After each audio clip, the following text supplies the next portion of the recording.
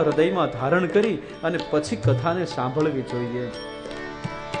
મન વચન અને કર્મથી રે, મન વચન અને કર્મથી રે, મન વચન અને કર્મથી રે, મન વચન અને કર્મથી રે.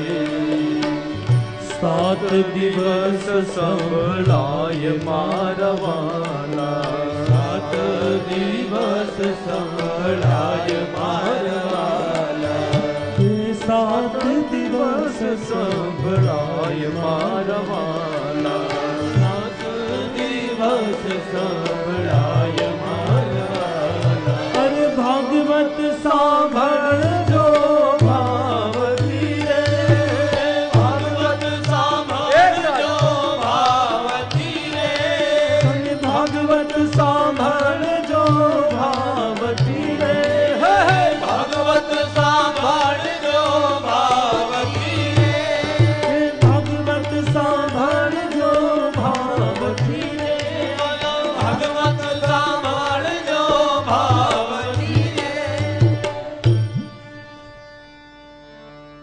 તો પ્રેમથી ભગવાને આપણને મોકો આપ્યો છે. આવો શ્રીમદ ભાગવત આપણે બધા એક સાથે પ્રવેશ કરીએ.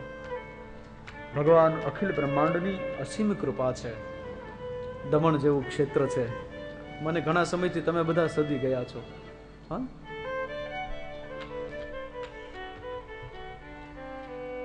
આપ બધા જાણો છો, વિદિત છો કે છેલ્લા વર્ષ 2 વર્ષથી તમારા બધાનો સથવારો ખૂબ રહ્યો છે. અત્યાર સુધી સથવારો હતો રાધે શ્યામનો. મેં કીધું ને કે ઉર્મિલાબેન મારા જીવનમાં આવ્યા પછી મેં જીવનની એક નવી બાજીની શરૂઆત કરી, એક નવી ઇનિંગની શરૂઆત કરી છે. દરેક માણસ, જો તમે ને હું બધા એક સરખા છીએ. ફરક માત્ર એટલો છે કે ઈશ્વરે મને એટલો મોકો આપ્યો છે કે હું અહીંયા બેસી અને એનો ગુણાનુવાદ કરી શકું, અને તમને એવો મોકો આપ્યો છે કે તમે ત્યાં સાંભળી શકો. બાકી દમણમાં હજી હજારો માણસો બહાર બેઠા છે. હા, બધા જ જન્મે ત્યારથી લઈ અર્થોપાર્જન માટે જીવતા હોય. મેં ખૂબ કથાઓ કરી છે સાહેબ. વિદેશમાં માણસો ખૂબ કથાઓ કરી, પણ ઉર્મિલાબેને મને કીધું, મને કે મનોજભાઈ તમે અમારા પ્રાંતમાં આવો. વિજયભાઈ મને લઈ ગયા અને પછી ઉર્મિલાબેને કીધું મને કે તમારે પ્રેમ જોતો હોય ને તો અમારા દક્ષિણ ગુજરાતમાં આવો. અને ખરેખર આ દક્ષિણ ગુજરાતે ખૂબ પ્રેમ આપ્યો ભાઈ. પૈસો તો સામાન્ય માણસ હોય એ પણ કમાઈ શકે, મજૂર માણસે રૂપિયા કમાઈ શકે એવું થોડું છે. અહીંયા તો કાળે કોણ કરોડપતિ બની જાય કાંઈ નક્કી જ નથી. હા, અને ગમે એમ બની જાય એવું કાંઈ ન હોય. તો નાના મોટા કામ કરે ને એ કરોડપતિ.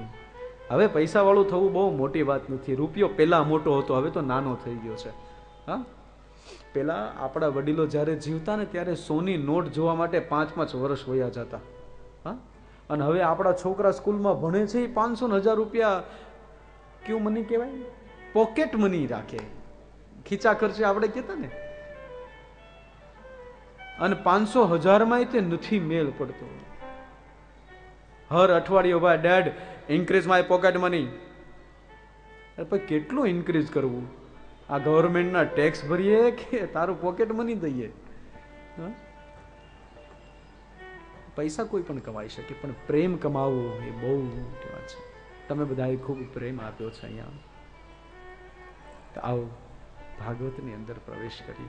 ભાગવત ગ્રંથના આરંભમાં શ્રીમદ ભાગવતનું મહાત્મય આપ્યું છે. ભાગવત એટલે શું એ દર્શાવવા માટે મહાત્મય કહ્યું. આવો મહાત્મયની અંદર પ્રવેશ કરતા પહેલા, મહાત્મયની પહેલા 2 શ્લોકની અંદર આરાધના આવી છે.